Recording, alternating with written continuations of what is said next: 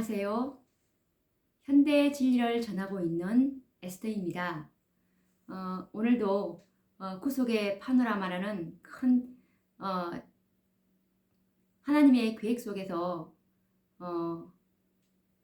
이 마지막 시대에 하나님의 백성들이 어떻게 해야 정말 구원을 받게 될 수 있는지에 대해서 우리가 연구를 하고 있는데, 정말 이 마지막 시대의 구원받을 수 있는 백성들은 살아계신 하나님의 인을 받지 않고서는 이 마지막 환란을 결국 통과할 수 없다는 것이 정말 성경과 정언의 말씀이 뒷받침하고 있는 확실한 진리인데, 이 진리가 정말 모든 교회인 이 지상에 있는 모든 교회들이 다 왜곡된 진리를 가지고 있으므로 정말 이것이 너무나 안타깝습니다. 그래서 정말 하나님의 그 여자의 남은 자손들이 이 마지막 시대에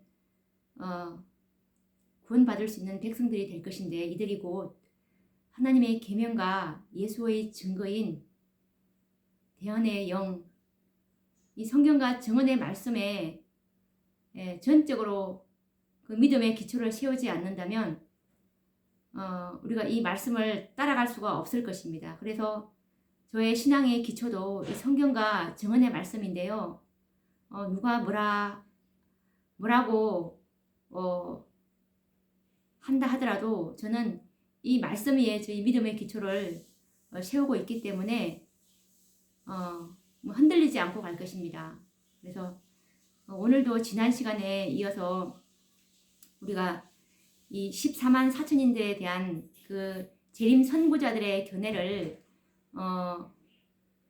살펴보고 있는데, 제 동영상을 보고 계시는 분은 제 동영상은 이어서 진행되는 부분이 많기 때문에 구속의 파노라마 지난번에 그 49편을 했는데 49편을 보시고 이 50편을 보시면 이어지는 내용이기 때문에 정말 이해가 잘 되실 것입니다. 그래서 지난번에 이어지는 내용이니까 그걸 참고하시고 보시면 감사하겠습니다.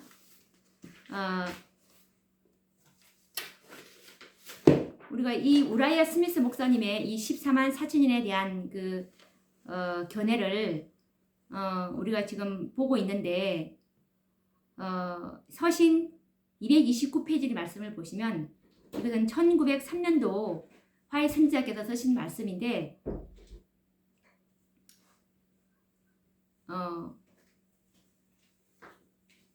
정말 그 스미스 목사님의 그 저서가 화해 선지자의 그 신뢰를 받고 있다는 것을 검증하는 내용입니다. 읽어보도록 하겠습니다. 시대의 소망, 부조와 선지자, 각 시대의 대쟁투, 다니엘과 요한계시록 강해 등의 책들에는 귀중한 교훈들이 있다. 이러한 책들을 특별히 중요하게 다루어야 하며 사람들이 그 책들을 볼 수 있게 하기 위하여 모든 노력을 기울여야 한다. 이때 1903년도에 서신 말씀인데, 이 다니엘과 요한계시록 강해는 그때 그 당시에 화해 선지자 당시에는 우라이아 스미스의 저서 외에는 없기 때문에 정말 이 14만 4천에 대한 그 진리는 너무나 이 우라이아 스미스 목사님의 진리가 확실하다는 것을 이렇게 우리가 알 수 있겠죠. 그래서 이것을 이제 그 요한계시록 강해서를 소책자로 만들어서 온 세상에 배포해야 한다라는 그 말씀입니다. 그래서 목사와 복음 사역자에게 보내는 이 정언 117페이지 말씀에도 교회들을 일깨우게 될 한 가지 기별이 전파되어야 한다. 그 빛을 우리나라뿐 아니라 세계에 비추기 위해서 모든 노력을 기울여야 한다. 나는 다니엘과 요한계시록의 예언들을 소책자로 인쇄하여 필요한 설명을 함께 담아 온 세상에 배포해야 한다는 지시를 받았다. 여기서 이 다니엘과 요한계시록의 핵심적인 진리는 바로 셋째 천사의 기별이라는 주장에는 이의가 없을 줄로 믿습니다. 이 마지막 사업의 완성이기 때문에 그렇습니다. 그래서 이 셋째 천사의 사업이 살아계신 하나님의 인치는 사업이요.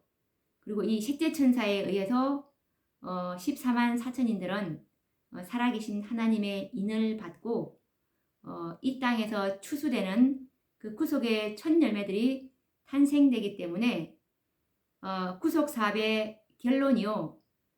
성경의 그 핵심 진리가 바로 14만 4천인의 중대한 진리이기 때문에 그렇습니다. 그래서 그 우라이아 스미스 목사님의 그 14만 4천인의 그 가르침과 화이 선지자가 쓴 그 증언의 말씀들은 너무나 일치한다고 볼 수 있겠습니다. 그러면 이 말씀을, 이 우라이아 스미스 목사님의 말씀을 계속 지난 시간에 이어서 계속 읽어보도록 하겠습니다. 지난 시간에 우리가 그 우라이아 스미스 목사님의 그 특별 부활한 그 무리들도 14만 4천인에 당연히 들어가야 된다는 그런 견해를 우리가 읽었습니다. 계속 그 부분에 이어지는 내용입니다. 읽어보도록 하겠습니다. 이 지금 제가 읽고 있는 이 책은 1897년 8월 10일 리뷰 앤 헤럴드지에 기고한 우라이아 스미스 목사님의 14만 4천인에 관한 그 연구 발표문입니다. 읽겠습니다.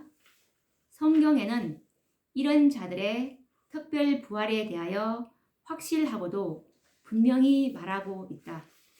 이 예언이 성취되는 유일한 지점은 계시록 16장 17절에 언급된 때이다. 이것은 일곱째 재앙이 시작될 때이며 이때 하늘 성소로부터 보좌에서 큰 소리로 되었다라는 음성이 들린다. 이 소리는 천지를 진동시킨다. 그러나 이 음성은 하나님의 백성들에게는 구원을 알려준다. 이 말씀은 무슨 말씀이냐면 이 특별 부활한 그 무리들이 언제 특별 부활로 일어나는 때가 언제냐라는 그것을 설명하고 있는 내용인데 이 말씀이 계시록 16장 17절에 이 특별 부활하는 때가 나와 있는데 한번 찾아보도록 하겠습니다. 요한계시록 16장 17절입니다.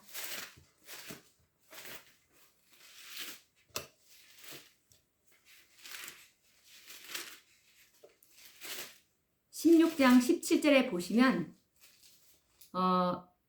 일곱째 재앙이라는 그 설명 부분에 있는데 17절에 일곱째가 그 대접을 공기 가운데 쏟음에 그 음성이 성전에서 보좌로부터 나서 가로되 되었다 하니 번개와 음성들과 뇌성이 있고 또 큰 지진이 있어 어찌 큰지 사람이 땅에 있어 오므로 이같이 큰 지진이 없었더라 라는 말씀에서 일곱째 재앙 때에 이 특별 부활한 무리들이 일어난다는 말씀입니다. 그래서 일곱째 재앙이 시작될 때 하늘 성소로부터 그 보좌에서 큰 소리로 되었다라는 음성이 들리고 이 음성은 천지를 진동시킨다고 했습니다. 그래서 예레미야 25장 30절, 요엘 3장 16절, 히브리서 12장 26절, 28절에 이때에 관해서는 이제 그 일곱째 재앙이 나오고 각시대의 대쟁투는 636에서 637페이지에 특별 부활하는 그 장면이 나오는데 한번 여기에 잘 기록이 되어 있는데 한번 읽어보도록 하겠습니다. 각시대의 대쟁투 636, 637페이지 말씀을 우라이 스미스 목사님께서 이렇게 인용하셨는데 읽어보도록 하겠습니다. 그 음성은 하늘과 땅을 진동시킨다. 그 음성은 뭐냐면 아버지 하나님께서 되었다라는 그 음성입니다. 일곱째 재앙 때 이 소리가 발하여진다고 요한계시록 16장 17절에 우리가 읽었어요. 큰 지진이 일어난다. 무덤이 열리고 티끌 가운데서 자는 자 중에 많이 깨어 영생을 얻는 자도 있겠고 수욕을 받아서 무궁히 부끄러움을 입을 자도 있을 것이다. 다니엘 12장 2절. 셋째 천사의 기별을 믿고 죽은 자들이 영화롭게 되어서 무덤에서 나와 하나님의 율법을 지킨 자에게 주시는 평화의 언약을 듣는다. 그를 찌른 자들, 계시록 1장 7절. 그리스도의 죽음의 고통을 조소하고 조롱한 자들, 그리스도의 진리와 그분의 백성들을 몹시 핍박한 자들도 또한 일어나서 영광 중에 계신 그분을 쳐다보고 충성되고 온순한 사람들에게 주어지는 영광을 보게 된다. 라는 말씀에서 여기서 보면 이 특별 부활한 우리들이 지금 일어나는 장면입니다. 일곱째 재앙 시작되면서 그러면서 이제 셋째 천사의 기별을 믿고 죽은 자들, 이들이 누구겠습니까? 셋째 천사의 기별을 믿고 죽은 자들. 그러니까 셋째 천사의 기별이 바로 우리가 믿음으로 말미암은 그리스도 우리의 예수님과 같은 그 품성을, 그 온전한 품성을 형성한 자들이라는 뜻입니다. 그런 자들이 이 지성소의 혜택을 받고 이 구속의 열매인 14만 4천인들이 될 수 있다는 것이 바로 이 셋째 천사의 기별인데 이 기별의 충성의 시금석은 안식일이며 이 안식일이 살아계신 하나님의 인이 된다는 것을 깨달은 자들입니다. 그래서 이 안식일도 철저하게 지키고 이런 분들이죠. 이 셋째 천사의 기별을 믿고 죽은 자들이 이들이 영화롭게 되어서 영화롭게 된다는 것은 아직 불멸의 몸은 아니고 늦은 비를 받은 상태입니다. 왜냐하면 야곱의 환난을 통과하기 위해서는 반드시 늦은 비를 받아야 되기 때문에 이 영화롭게 되어서 일어나는 것입니다. 영화롭게 되어서 무덤에서 나와 하나님의 율법을 지킨 자에게 주시는 평화의 언약을 듣는다. 이 평화의 언약은 영원한 제사장 직분입니다. 이 14만 4천에게 주는 그 언약입니다. 우리는 이 14만 4천인들은 계시록 7장 15절에 보시면 정말 새 예루살렘 도성에서 그 성전에서 우리가 정말 하나님과 어린 양을 정말 찾아보도록 하겠습니다. 이것은 우리가 반드시 확인을 해야 됩니다. 7장 15절입니다. 이 14만 4천인들이 어디서 어떻게 살게 될 것인지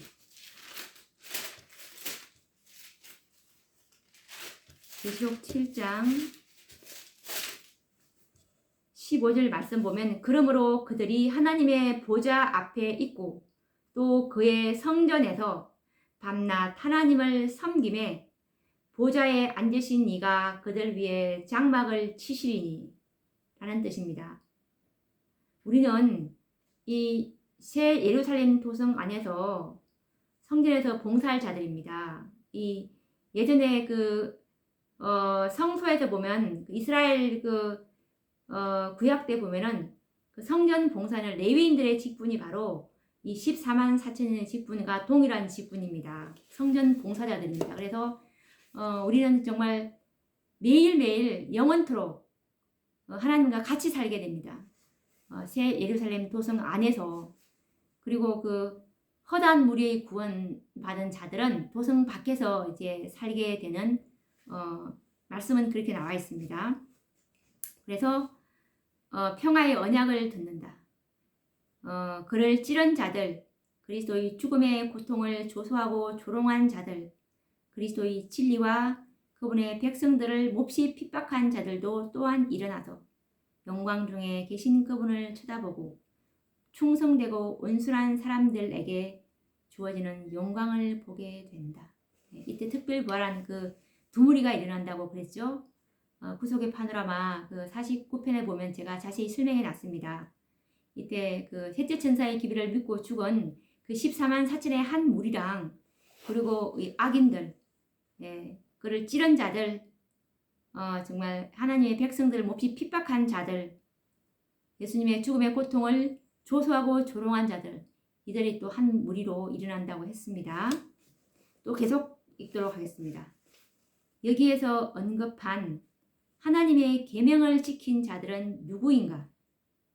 이 마지막 시대에 안식일 회복 운동에 참여했던 자들임에 분명하며 이 사업을 하다가 죽은 자들은 여전히 살아있는 무리 중에 한 사람으로 하나님께서는 간주하고 계시는 것 같다.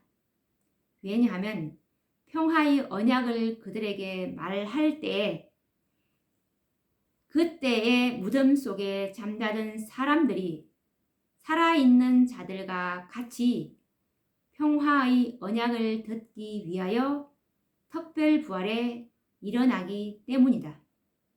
이때 이 평화의 언약은 그동안 1월 법령과 7재앙을 다 통과해온 정말 살아있는 자들, 이 자들이랑 지금 막 7째 재앙 때 특별 부활로 일어난 이 14만 4천인의 한 일부분, 이들과 같이 이 평화의 언약을 듣습니다.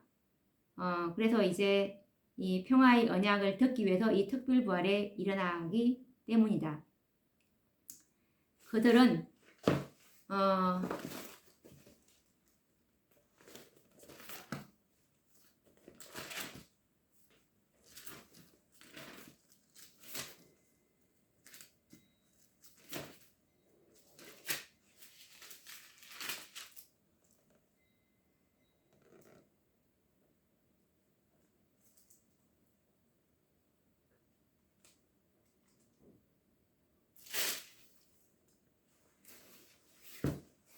계속 읽어보도록 하겠습니다. 그들은 영광의 몸으로 부활한다. 그러나 그들 중 어떤 사람들도 불멸의 몸으로 변화되지 않았다. 여기서 영광의 몸, 영화로운 몸, 똑같은 말입니다. 이것은 불멸의 몸은 아닙니다. 영광의 몸은. 불멸의 몸은 예수님께서 이제 재림하실 때 다 같이 우리가 하늘로 올라갈 때 이렇게 호련히 그때 변화됩니다. 이것은 각시대의 대쟁투 645페이지의 다음의 말씀으로 알 수 있다. 불멸의 몸이 나오는 대목이 바로 대쟁투 645페이지에 나와 있는데 언제 이 불멸의 몸으로 변화되는지에 대한 말씀입니다. 읽어보도록 하겠습니다. 대쟁투 645페이지 말씀입니다.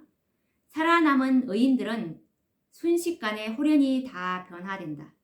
이 살아남은 의인들 누구냐면 이들은 바로 1월 법령과 7째 재앙을 다 통과해온 그 14만 4천인과 7째 재앙 때 특별 부활로 일어난 이 14만 4천인들, 이 모두를 말하는 것입니다. 살아남은 의인들은 순식간에 호련히 다 변화된다. 하나님의 음성으로 그들은 영광스러운 몸으로 변하였다. 이것은 무슨 뜻이냐면 하나님의 음성은 아까 7째 재앙 때 되었다 그러면서 이제 하나님의 보좌에서 하나님의 음성이 나오잖아요. 그러면서 이제 그 특별 부활 무리들을 이제 불러일으킬 때 하나님의 음성으로 이들은 부활하게 됩니다. 특별 부활 무리들은 하나님의 음성으로 부활하게 되므로 이런 표현을 쓰신 것입니다. 하나님의 음성으로 그들은 영광스러운 몸으로 변하였다. 이건 불멸의 몸이 아닙니다. 아직까지. 특별 부활할 때는 영화로운 몸, 영광스러운 몸이지 불멸의 몸은 아니라는 것을 우리가 아셔야 됩니다. 그들은 이제 죽지 않을 몸으로 바뀌어져 이때 이제 죽지 않을 몸, 불멸의 몸으로 바뀌어야 됩니다. 이제 그 예수님께서 오실 때 예수님께서 이제 첫째 그 의인들의 부활로 그들을 이제 예수님의 음성으로 그때는 일어나게 됩니다. 첫째 의인들의 부활은 예수님의 음성으로 일어나고 그때 이제 호련히 그때 이 살아남은 의인들도 호련히 순식간에 다 변화되는 것입니다. 그들은 이제 죽지 않을 몸으로 바뀌어져 부활한 성도들과 함께 끌려 올려가 공중에서 주님을 영접한다. 이제 호련히 변화되어서 다 같이 그때 이제 예수님과 같이 공중으로 이제 올라가서 주님을 영접하게 되는 그런 장면입니다. 살아있는 자들과 함께 평화의 언약을 듣기 위하여 하나님의 음성을 듣고 특별 부활에 일어난 자들은 그 당시에는 영화롭게 되어 일어나며 나머지 살아있는 자들이 불멸의 몸으로 변화될 때 역시 함께 불멸의 몸이 된다. 자, 이 부활한 자들을 보라. 그들은 주님이 나타나시기 조금 전에 하나님의 음성을 듣고 일어난다. 이들이 언제 일어난다고 그랬죠? 일곱째 재앙 시작 때 초기에 일어나게 됩니다. 이 14만 4천 죽은 14만 4천인들이요. 그들은 단지 불멸의 몸이 될 수 있는 수준으로 일어난다. 될 수 있는 수준이지 불멸의 몸으로 일어난다는 뜻이 아닙니다. 그들은 살아있는 성도들의 일부를 이루어 살아있는 성도들과 같은 입장을 취하여 영화롭게 되나 불멸의 몸은 되지 않는다. 여기서 너무나 정확하게 표현을 해주시네요. 이분이 이 스미스 목사님이 그들은 누구냐면 지금 막 일곱째 재앙 때 특별 부활로 일어난 이 14만 4천인들입니다. 그들은 살아있는 성도들의 일부를 이루어 살아있는 성도들과 같은 입장을 취하여 영화롭게 되나 불멸의 몸은 되지 않는다. 이제 이때 일곱째 재앙 때 이 특별 부활한 그 무리들이 이 14만 4천의 한 일부를 이루기 때문에 정말 살아서 1월 법령과 일곱째 재앙까지 다 통과한 14만 4천인들이랑 이제 그때 완전히 정말 그 수요가 14만 4천인들이 이 지상에 살아있을 것입니다. 이때 이제 하나 정말로 연합된 14만 4천인들인 최후의 남은 교회가 그때 이루어지는 것입니다. 이와 같이 이들은 전혀 무덤에 들어간 일이 없는 자들과 같이 땅에서 구속되고 사람 가운데서 구속을 받는다. 네. 계속 또 읽어보도록 하겠습니다. 이와 관련하여 셋째 천사의 기별을 전하던 선구자들을 한번 생각해 보는 것이 의미가 있을 줄로 믿는다. 제임스 화이트 장로, J.N. 앤드루스 장로, 조셉 베이츠 장로와 같은 사람들을 생각해 보라. 그들은 이 사업의 초창기를 이끌어 왔고 셋째 천사의 기별과 함께 생사를 같이 했으며 그들은 심혈을 모두 기울여 14만 4천인들의 무리들에 참여하도록 영혼들을 불러내려고 하였다. 그들은 이제 이 복된 소망을 가지고 무덤으로 내려갔다. 그런데 이 사람들이 잠시 후에 이 복된 자리에서 들어가지 못한다는 사실을 발견한다고 생각하여 보라. 이런 생각은 상상조차 할 수 없는 것이다. 만일 그렇다고 하면 자금 이후로 주 안에서 죽는 자들은 복이 있는 자들이 아니라 도리어 신자들이 날벼락을 받는 것이다. 이것은 있을 수 없는 일이다. 그래서 너무 맞는 말씀이지 않아요? 왜냐하면 이분들이 정말 죽었다고 해서 이 살아계신 하나님의 인이 무효가 된다면 이거는 정말 하나님의 공의와 자비에도 너무 맞지 않는 것이기 때문에 저는 도저히 그렇게 된다면은 죽은 자들은 정말 14만 4천이 들어가지 않는다. 그러면은 저는 이 말씀이 너무 모순투성이기 때문에 혼란스러울 것 같습니다.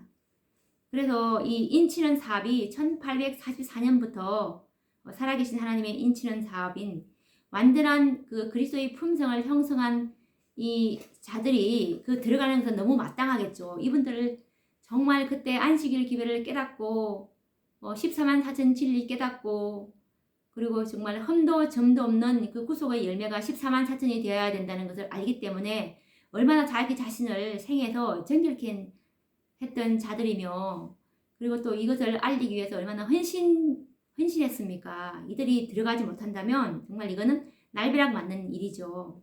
그래서 우리가 이 빌라델비아 교회의 남은 무리들이 14만 4천인에 들어간다는 그 성경 말씀이 분명히 있다는 걸 또 확인을 해 봐야 됩니다.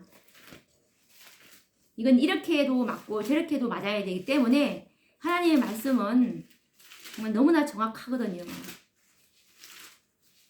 계시록 3장을 찾아보시면 이 빌라델비아 교회 시대 때 재림운동을 했잖아요. 1833년부터 이 빌라델비아 교회 시대고 라오디게아 교회는 1844년도부터 이제 시작했으니까 반드시 이것에 대한 분명히 말씀이 있어야 됩니다. 이 빌라델비아 교회의 그 남은 무리 아까 조금 전에 말했던 제임스 화이트, 제인 앤드류스, 조셉 베이처, 제인 라포브로 그런 분들 정말 기라스 같은 그런 헌신적인 분들인데 이분들이 못 들어가면 안 되죠. 그래서 보도록 하겠습니다. 이 빌라델비아 교회의 이기는 자들이 들어가야 되지 않습니까? 이기는 자들이 바로 이 재림 선구자들이거든요. 이기는 자는 이것은 빌라델비아 교회의 3장 12절 말씀인데 이기는 자는 내 하나님 성전의 기둥이 되게 하리니 그가 결코 다시 나가지 아니하리라. 내가 하나님의 이름과 하나님의 성 곧 하늘에서 내 하나님께로부터 내려오는 새 예루살렘의 이름과 나의 새 이름을 그의 위에 기록하리라. 라는 말씀이 있습니다. 여기서 이기는 자는 내 하나님 성전의 기둥이 되게 하리니 이거는 곧 새 예루살렘 성전 안에 들어갈 수 있다는 그 말씀을 하고 계시는 것입니다. 그래서 이 초기 문집을 보시면 이 14만 4천인들에 관한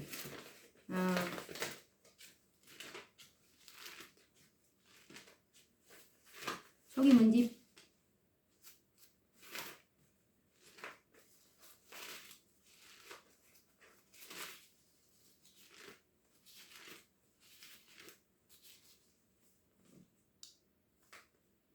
초기 문집 15페이지를 보시면 자, 이 15페이지가 아니고 19페이지 보시면 이 성전은 7개의 기둥이 떠받치고 있었으며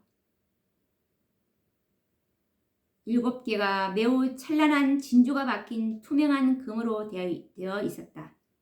나는 거기서 본 놀라운 사물들을 다 묘사할 수 없다. 내가 하늘 가나안의 언어로 더욱 좋은 그 세상의 영광에 대해서 조금이라도 묘사할 수 있다면 얼마나 좋을까? 나는 거기서 14만 4천 명의 이름이 금 글씨로 석판들에 새겨져 있는 것을 보았다. 라는 말씀이 있는데 이 성전은 곧 14만 4천인들 많이 들어갈 수 있는 이 새 예루살렘 도성이기 때문에 그 7개의 기둥이 그 도성은 떠받치고 있습니다. 그래서 이 빌라델비아 교회의 그 이기는 자들에게 주시는 내 하나님 성전의 기둥이 되게 한다는 말은 곧 그 안에 들어갈 수 있는 특권을 얘기하는 것입니다. 그리고 결코 다시 나가지 아니하리라. 이 말씀도 반드시 영원한 제사장의 언약입니다. 이 14만 4천인들은 영원히 예수님과 함께 이 도성에서 거할 자들인데요. 또 그리고 내가 하나님의 이름과 하나님의 성, 곧 하늘에서 내 하나님께로부터 내려오는 새 예루살렘의 이름과 나의 새 이름을 그 위에 기록하리라. 이 약속은 14만 4천인들에게만 주어지는 약속입니다. 이 나의 첫 계시는 이 14만 4천인들에 대한 계시인데요. 그들의 이마에는 그들은 14만 4천인들입니다. 그들의 이마에는 하나님이라는 글자와 새 예루살렘이라는 글자가 쓰여져 있었으며 예수님의 새 이름이 들어있는 영광스러운 별도 새겨져 있었다. 이 말씀이 바로 이 빌라델비아 교회 시대의 그 이기는 자들에게 주시는 그 약속과 똑같습니다. 하나님의 이름, 그리고 예루살렘의 이름, 그리고 예수님의 새 이름이 이들 위에 기록된다고 했는데 이것이 바로 정말 그 1844년도에 44년 이후에 이 셋째 천사의 기별을 믿고 죽은 자들도 반드시 이 14만 4천인데 들어간다는 또 다른 증거입니다. 그래서 계속 또 읽어보도록 하겠습니다. 이 무리들은 큰 환란에서 나와야 하기 때문에 이 기별을 믿고 죽은 자들은 14만 4천인의 구성원이 될 수 없다고 말할는지 모른다. 지금 재림교에서도 이렇게 말씀하시는 분들이 많더라고요. 14만 4천인들은 큰 환란에서 나와야 된다고. 이 말씀은 어디에 있냐면 갑시대 대쟁투 648페이지에 있는 말씀인데요. 맞습니다. 이분들도 특별 부활한 무리들도 반드시 이 큰 환란에서 나오는 거 맞습니다. 하나님의 말씀은 모순이 없어야 됩니다. 이렇게도 맞고 저렇게도 맞아야 되기 때문에 반드시 조화를 이루어야 되거든요. 648페이지 말씀을 보시면 648페이지 말씀은 14만 4천인에 대한 설명인데 땅에서 구속받은 14만 4천 명은 그러면서 이제 이 14만 4천에 대한 설명을 하는데 쭉 읽어가면 쭉 내려가다 보면 그들은 어린 양이 어디로 인도하든지 따라가는 자며 살아있는 자들 가운데서 땅으로부터 끌어올림을 받은 사람들이다. 그들은 처음 익은 열매로 하나님과 어린 양에게 속한 자들이다. 또한 이는 큰 환난에서 나오는 자들이다. 이 14만 4천인들은 큰 환난에서 나오는 자들 맞습니다. 7장을 통과한다는 그 뜻입니다. 자, 그러면 이것에 대한 그 우라이아 스미스 목사님의 견해를 또 한번 계속 읽어보도록 할게요. 큰 환난에서 나와야 하기 때문에 이 기별을 믿고 죽은 자들은 14만 4천인의 구성원이 될 수 없다고 말할는지 모른다. 그런 결론을 내리려면 좀 더 깊이 생각을 해 보아야 할 것이다. 그리고 그때의 상황을 생각해 보자. 7째 재앙이 시작될 무렵 그들은 특별 부활의 무덤에서 부활함으로 그들은 7가지 모든 재앙을 주목하게 된다. 어떤 성경 구절로부터 재앙의 기간은 1년이라는 결론을 내릴 것이다. 여기서 지금 이 우라이아 스믹스 목사님께서는 어떤 성경 구절로부터 이 7장은 1년이라는 결론을 내릴 것이다 라고 말을 했는데 이 말씀이 어디서 근거를 두냐면 계시록 18장을 보시면 계시록 18장 18장 8절을 보시면 이 7재앙의 7재앙의 기간이 나와 있습니다. 18장 8절을 보시면 그러므로 하루 동안에 그 재앙들이 이르리니 곧 사망과 애통과 흉년이라. 우리가 이 성경상 하루는 1년이라는 건 다 잘 알고 계실 것입니다. 그래서 이 7재앙은 1년인데 감한다는 약속이 있죠. 그래서 계속 읽어보도록 하겠습니다. 그래서 우리가 예수님께서 이제 지성소에서 나오시는 때가 우리는 연구했듯이 바로 이 14만 4천인의 수요가 차면은 지성소에서 나오심으로 이제 은혜의 시기가 마치는데, 은혜의 시기가 마치자마자 바로 7재앙이 시작된다는 그 말씀도 우리는 연구했습니다. 그래서 이 14만 4천의 수요가 채워지면 중보사업이 끝나고 바로 7재앙이 되기 때문에 이 7재앙은 기간이 1년이라는 것을 우리가 또 연구를 했고, 은혜의 시기 마치고 나서 1년 뒤에는 예수님께서 재림하신다는 또 결론도 내릴 수 있겠죠. 계속 읽어보도록 하겠습니다. 재앙들은 누적될 것이다.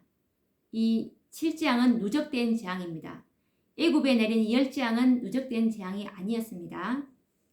첫째 재앙은 둘째 재앙이 내릴 때 끝나지 않으며 멈추질 않는다. 둘째 재앙은 첫째 재앙의 무서움을 증가시켜 주며, 셋째 재앙은 첫째와 둘째 재앙의 무서움을 더욱 증가시킬 것이며, 그리하여 일곱째 재앙에까지 이른다. 그러므로 일곱째 재앙에서는 모든 재앙들이 그 절정에 달하는 것이다. 7재앙은 정말 너무너무 무서운 재앙입니다. 정말 이런 재앙은 계국 이래로 없던 환란이라고 했기 때문에 반드시 우리가 살아계신 하나님의 인을 받아야 합니다. 이 재앙을 통과할 자들이 없기 때문에 하나님의 음성으로 특별 부활에 부활한 자들도 죽음을 통과하지 않는 자들과 조금도 다름이 없이 일곱째 재앙 가운데 누적된 모든 재앙을 보고 들을 것이며 통과하게 될 것이다. 이 말씀에서 하나님의 음성으로 특별 부활에 부활한 자들, 이들은 아시죠? 일곱째 재앙 때 특별 부활한 그 죽은 14만 4천인들, 이들은 일곱째 재앙 때 일어났지만 이 누적된 모든 재앙을 보고 듣고 통과하게 될 것이라는 것입니다. 그러므로 이들은 여섯 재앙의 환란을 통과하지는 않았으나 큰 환란에서 나왔다고 말할 수 있을 것입니다. 그래서 이렇게 말할 수 있는 것입니다. 이들이 첫째부터 일곱째까지 이렇게 순서적으로는 경험하지 않았지만 일곱째 재앙 때 일어났지만 그 모든 재앙을 다 보고 듣고 짧은 기간이지만 통과하게 될 것이기 때문에 큰 환란에서 나왔다라고 표현을 할 수가 있다는 뜻입니다. 그러므로 14만 4천인들은 그리스도의 재강림이 있기 전 모두는 연합될 것이며 셋째 천사의 기별로 구원받은 모든 자들이 된다. 모두는 마침내 만왕의 왕이시오 만주의 주이신 그분의 정부의 내각으로 구성되는 특권을 받으며 이 14만 4천인들의 특권이 바로 이런 특권입니다. 그분의 정부의 내각을 구성하는 그런 집사격이라고 볼 수 있는데요. 어린 양이 어디로 인도하든지 따라가는 자들이며 하늘나라에서는 정말 특권이 높으면 높을수록 더 봉사와 더 겸손한 자들이라고 하니 정말 우리가 생각하는 그런 지상에서의 그런 특권이 아니고 더 섬기고 더 품성이 좋아야 되는 그런 자들이기 때문에 그렇습니다. 어린 양이 어디로 인도하든지 따라가는 자들이며 항상 그의 앞에서 기뻐하며 그의 담없는 은혜를 누릴 것이다 라는 말씀을 하셨습니다. 그래서 지금까지 제가 그 우라이아 스미스 목사님께서 1897년도 그때 아직 화이 선지자께서 살아 계셨을 때거든요. 화이 선지자께서 1915년에 돌아가셨잖아요. 그래서 이 말씀은 1897년도에 선지자께서 건재하여 계실 때 리뷰 앤 헤럴드지에 기고한 말씀인데 이 말씀이 정말 모순을 정말 찾아볼 수 없습니다. 성경과 정언의 말씀에 너무 일치되는 말씀인데 제가 이 계시록 16장에 있는 이 7재앙을 좀 읽어보면서 시간이 다 되더라도 끝을 맺도록 읽다가 시간이 모자라면 끝이 날 수도 있으니까 양해해 주시고 제가 이 7장을 조금 읽고서 읽어보도록 하겠습니다.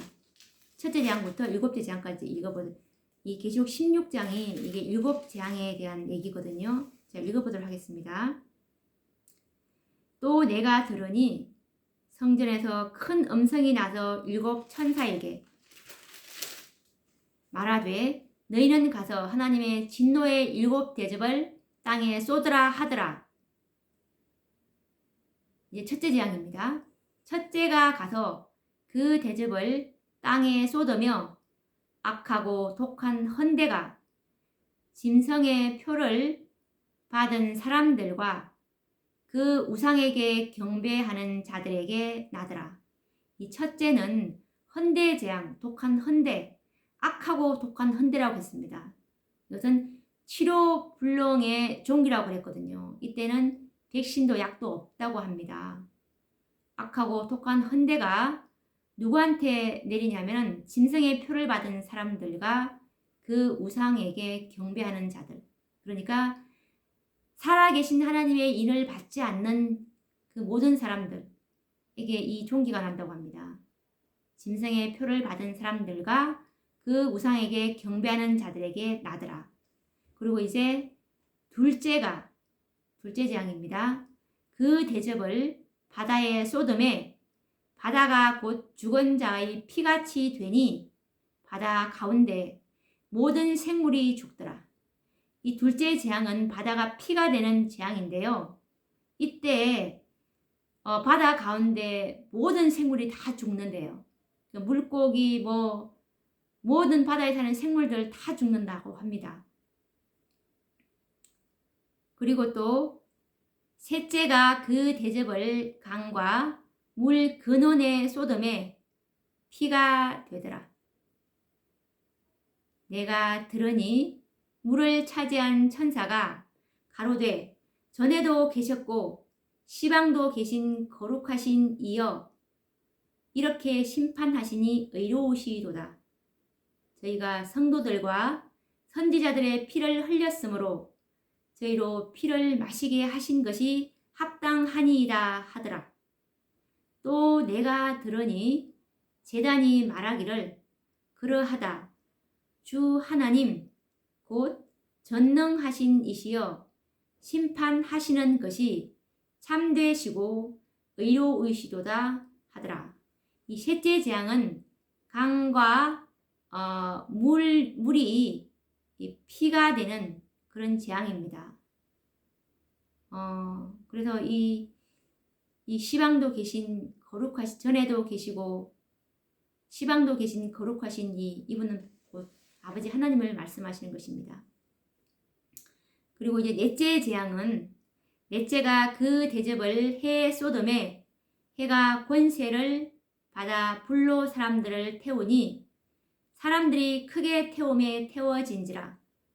이 재앙들을 행하는 권세를 가지신 하나님의 이름을 회방하며 또 회개하여 영광을 주께 돌리지 아니하더라. 이 넷째 재앙 때까지도 사람들이 하나님의 이름을 회방하고 하나님 영광을 주께 돌리지 아니한다는 것을 나와 있네요. 이렇게 재앙을 겪으면서도 하나님을 원망하고 이런 것들이 하나님 때문에 온 것으로 이렇게 이런 좀 장면들을 우리가 볼 수 있는데 정말 너무 안타깝습니다. 그리고 이제 다섯째 재앙인데요. 또 다섯째가 그 대접을, 그런데 이 넷째 재앙까지는 전 세계적인 것이 아니다라는 그 각시대 대쟁투에 보면은 그 말씀이 나와 있습니다.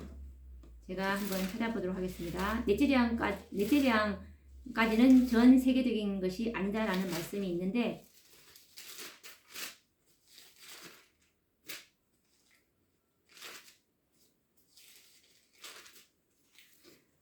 이것은 어디에 있냐면 각시대 대쟁투 한난해 때 보면은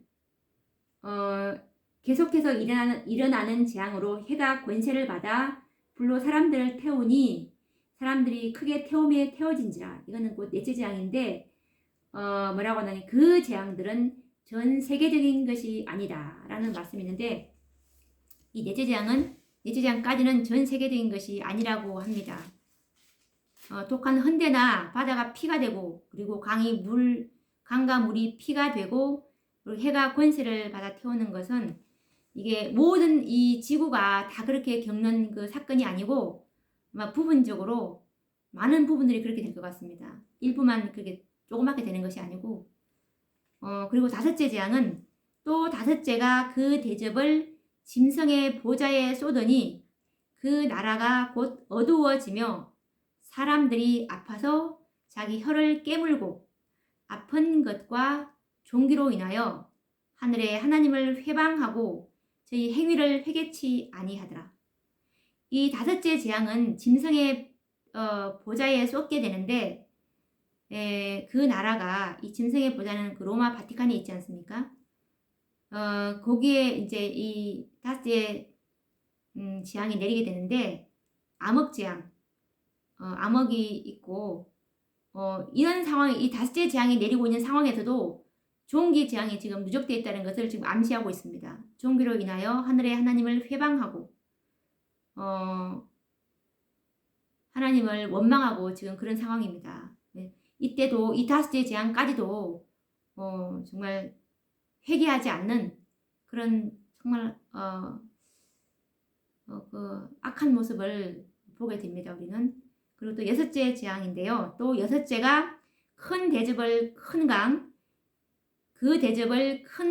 유브라데의 소돔에 강물이 말라서 동방에서 오는 왕들의 길이 예비되더라. 또 내가 봄에 개구리 같은 새 더러운 영이 용의 입과 짐승의 입과 거짓 선지자의 입에서 나오니 저희는 귀신의 영이라.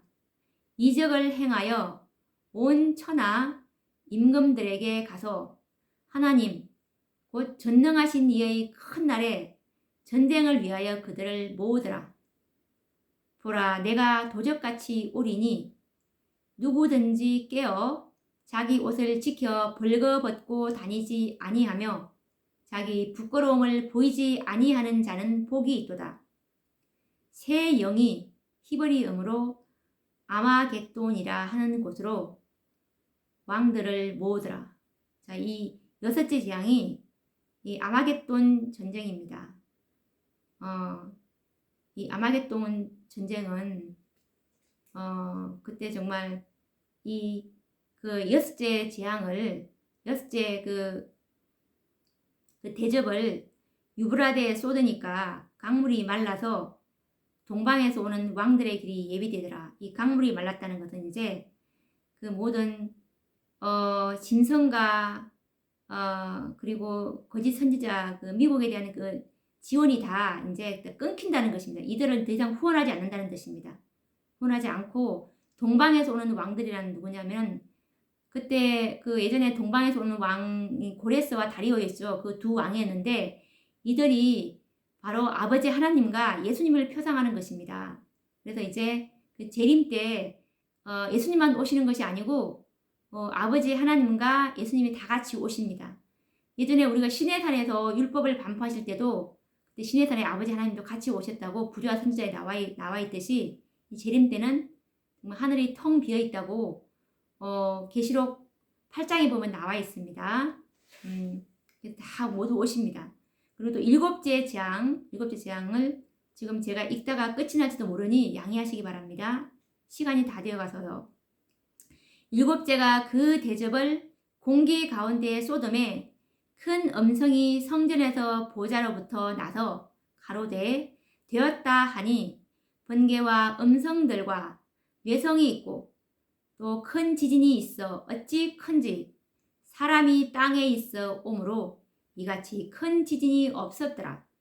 큰 성이 세 갈래로 갈라지고 만국의 성들도 무너지니 큰 성 바벨론이 하나님 앞에 기억하신 바 되어 그의 맹렬한 진노의 포도주 잔을 받음에 각 섬도 없어지고 산악도 간데 없더라. 또 중수가 한 달란트나 되는 큰 우박이 하늘로부터 사람들에게 내림에 사람들이 그 박제로 인하여 하나님을 회방하니 그 재앙이 심히 커미르라. 라는 말씀에서 이 일곱째 재앙은 공기 가운데 쏟는다고 했으니까 이 일곱째 재앙은 전 세계적인 것입니다. 이제 이 일곱째 재앙은 모든 이 지구가 다 겪게 되는 재앙입니다.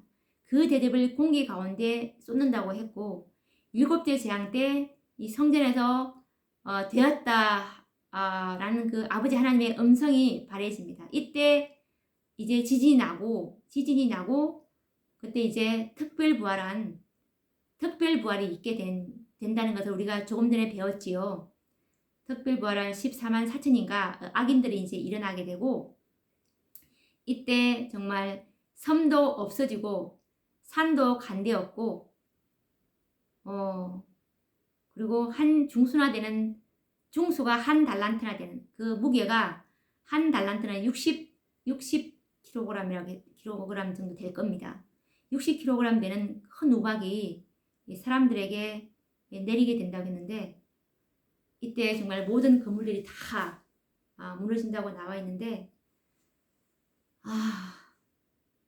오늘도 또 우리가 이 14만 4천인들이 실제수라는 증거가 너무나 확실하지 않습니까? 우리가 이 현대 진리에 굳게 서서 이 마지막 때 아무도 이 진리를 믿지 않고 있을 때 우리는 광신자고 이단자라는 소리를 듣게 될 것입니다. 왜냐하면 아무도 믿지 않을 것입니다. 14만 4천인 외에는. 그렇기 때문에 이 현대 진리에 굳게 서 있지 않으면 이 살아계신 하나님의 인이 우리에게 처칠 수가 없기 때문에 이 진리에 굳게 서는 저와 여러분들이 되길 바라며 다음 시간에 또 뵙도록 하겠습니다. 감사합니다.